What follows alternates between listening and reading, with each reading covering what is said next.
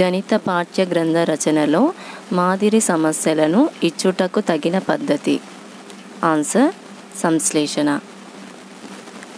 స్వేచ్ఛ సమాధాన ప్రశ్నలను కోరు ప్రశ్నలు. ఆన్సర్ వ్యాసరూప ప్రశ్నలు. డిసెంబర్ 22, 2017 అన్ని దినపత్రికలలో ప్రచురించబడిన గణిత సంబంధిత సమాచారాన్ని కుమార్ సేకరించాడు. దీని వలన సాధింపబడిన లక్ష్యము. ఆన్సర్ అభిరుచి. బోధనలో గుణాత్మక పెంపునకు ప్రతి పాఠశాలకు బోధనోపకరణాలను అందజేయుట ముఖ్యము. ఇది దేశంలో విద్యా విప్లవాన్ని తీసుకొస్తుంది. ఈ వాక్యాలు దేనిలోనివి? Answer Kothari commission. నిర్మాణాత్మక మూల్యాంకనంలో తరచుగా ఉపయోగించబడే మూల్యాంకన సాధనం. ఆన్సర్ మౌఖిక పరీక్ష.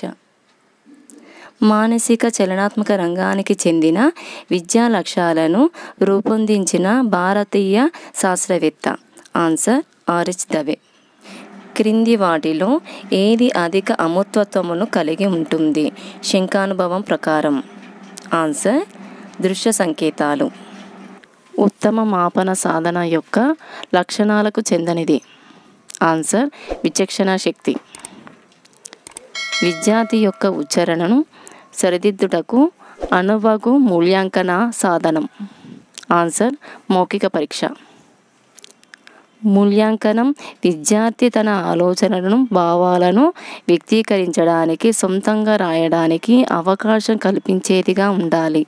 పిల్లల నైపుణ్యాలను విశ్లేషణ శక్తిని సృజనాత్మకతను మాపనం చేయడానికి అనువుగా ఉండాలి అని ఎందులో పేర్కొనబడినది?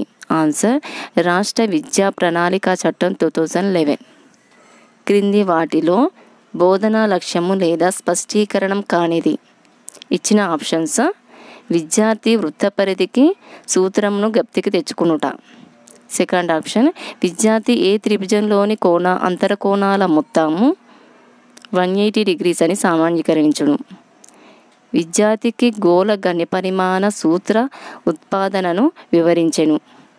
విద్యార్థి త్రిభుజ లక్షణాలను జ్ఞప్తికి తెచ్చుకునుట.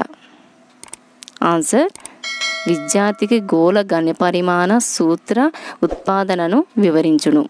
గణాలలో గోళం సమతల ఆకారాలలో వృత్తం చాలా అందమైనదని అభిప్రాయపడినవారు? Answer Pythagoras. ఆలోచన యొక్క ఫలితంగా ఏ బోధనా పద్ధతిని చెప్తారు? ఆన్సర్ సంశ్లేషణ పద్ధతి. దశాంశ భిన్నాలను ప్రవేశపెట్టిన గణిత శాస్త్రవేత్త? Answer John Napier. Srinivasa Ramanujan తన జీవితం చివరి దశలో పరిశోధన చేసిన అంశం? Answer mock theta functions. చలరాశులకు యావత్ తావత్ కాలక నీలక వంటి పదాలను ఉపయోగించిన గణిత శాస్త్రవేత్త? ఆన్సర్ బ్రహ్మగుప్త. రామానుజన్ సామాన్య వ్యక్తి కాదు, అతడు గణిత ప్రపంచానికి దైవమిచ్చిన వరం అని కొనియాడినది? Answer GHRD. గణిత గణనలు చేయటలో ఖచ్చితత్వాన్ని వేగాన్ని రెండింటినీ పెంపొందించే అంశం?